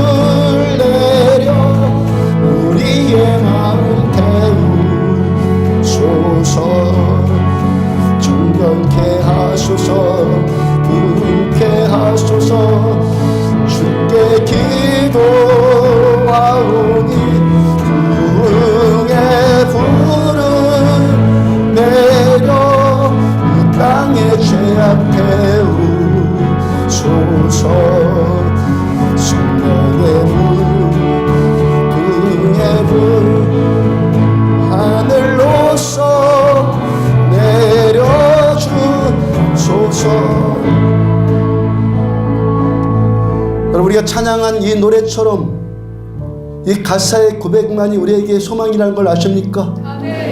하나님이 이 땅 다스려 주시고 하나님이 이 땅 버리지 않으시고 하나님께서 주의 손으로 이 땅 붙들어 주실 때 이 나라 이 민족 우리 안디옥 교회 우리가 살 길이라는 것을 믿습니까?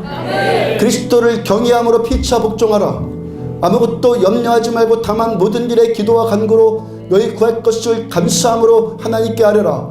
그리하면 모든 지각에 뛰어난 하나님의 평강이 그리스도 예수 안에서 너희 마음과 생각을 지키시라. 내 이름으로 일컫는 내 백성이 그 악한 길에서 떠나 스스로 겸비하여 내 얼굴을 찾고 기도하면 내가 하늘에서 듣고 이 땅을 고칠지라. 내가 참된 신자 되기 원합니다. 주님만 경외하는 주님을 위해서 살아가는 참믿음 되기를 원합니다. 안디옥 교회가 그런 교회 되어지기 원합니다. 이 땅에 하나님께 택하신 그 남은 자의 교회들이 일어서기를 원합니다. 주여 삼창하시고 다시 한번 기도합니다.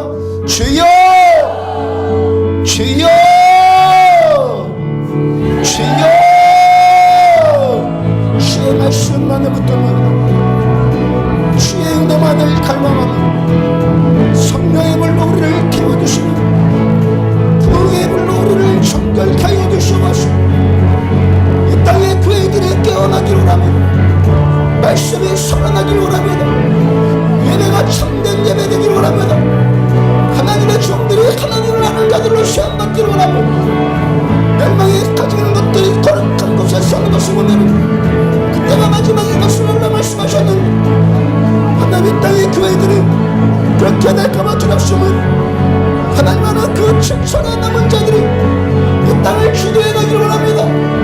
하나님 하나 참된 교회들이 하나님 땅을 했어 하나님께 기도하며 하나님께 울며 내 이름을 걷는 내 백성이 그 악한 길에서 떠나 스스로 겸비하여 그 내 얼굴을 찾고 기도하며 내 하늘에서 듣고 이 땅을 고칠 줄아.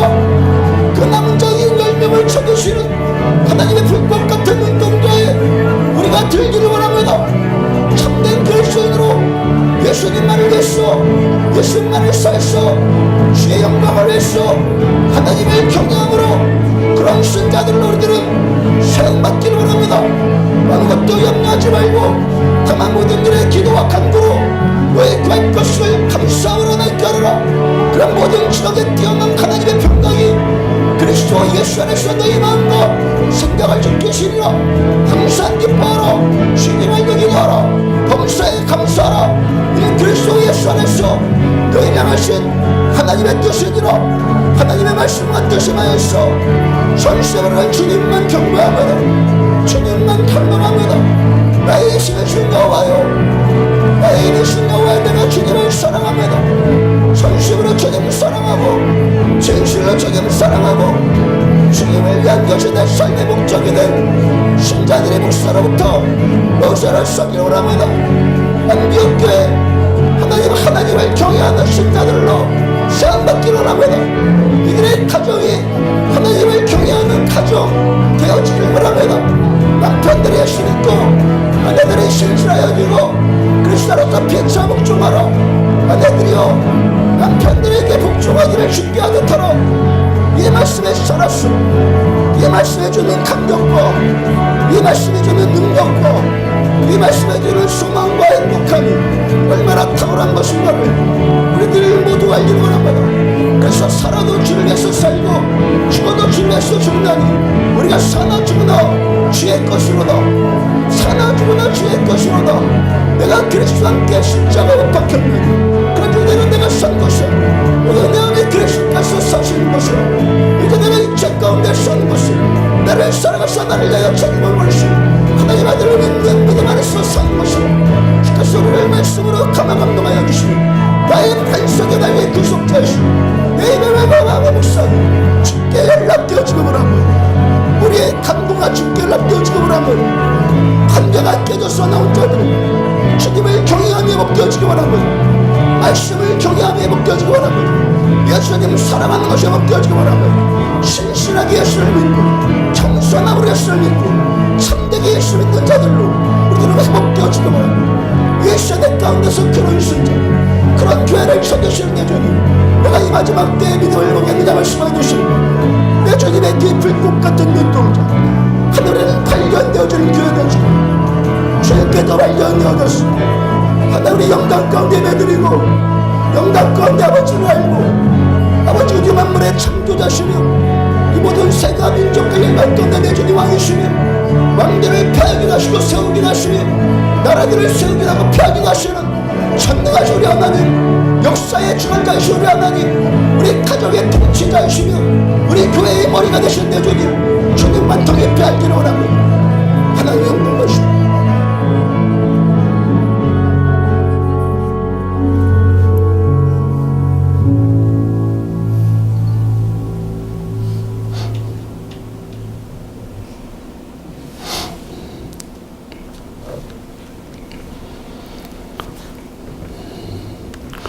나의 구속자이시며 반석이신 여호와여, 내 입의 말과 마음의 묵상이 주께 연락되어지기를 원합니다.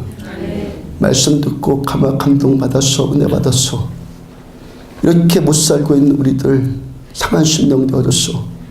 내 주님만밖에 없기 때문에 주님의 도우심을 또 갈망하는 우리들에게 하나님 경외하는 마음이 또 회복되어지기를 소원합니다.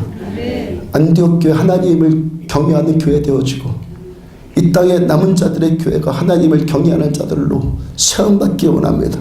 하나님 대한민국 땅을 살려주신 것처럼 이 땅 다시 한번 주님 살려주옵소서. 이 땅의 교회들을 주님 살려주옵소서. 예수 믿는 가정들, 안디옥 교회 신자들, 저দের 가정들을 살려주옵소서. 자녀들을 살려주옵소서. 남편들이 복받을지어다. 기업들이 살아날지어다. 아내들이 죽게 하던 남편에게 복종하고 그렇게 아름답게 세워지는 가정들 되어지기를 축복합니다. 자녀들 축복합니다. 우리보다 예수 잘 믿는 자녀들, 하나님 자녀들을 믿음으로 세우지 못하는 그런 불경건에 불순종에 빠지지 않고 우리 자녀들 무엇보다도 예수 잘 믿는 자녀들로 우리들은 키우고 세워나가기를 소원합니다. 믿음의 자녀들 되고 내 자녀들 때문에 예수님을 아는 우리들 자녀들 때문에 이 땅의 가정 30년 40년의 대한민국의 미래가 보장되어지는 미래 되어지기를 소원합니다.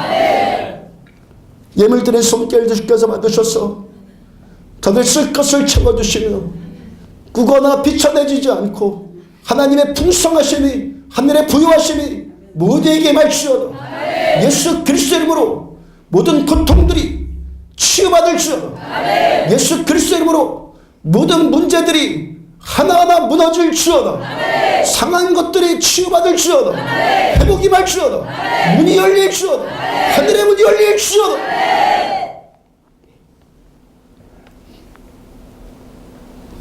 지금은 생명이신 우리 주 예수 그리스도의 은혜와 하나님 아버지의 무한하신 사랑과 성령님의 내주 인도 교통하심이 말씀 붙들고 그리스도를 경외함으로 피차 복종하라. 이 말씀의 원리가 회복되어지고 그렇게 살기로 결단한 종과 사랑하는 성도들의 머리머리 위에 지금부터 영원까지 함께 하시기를 축원하옵나이다. 아멘.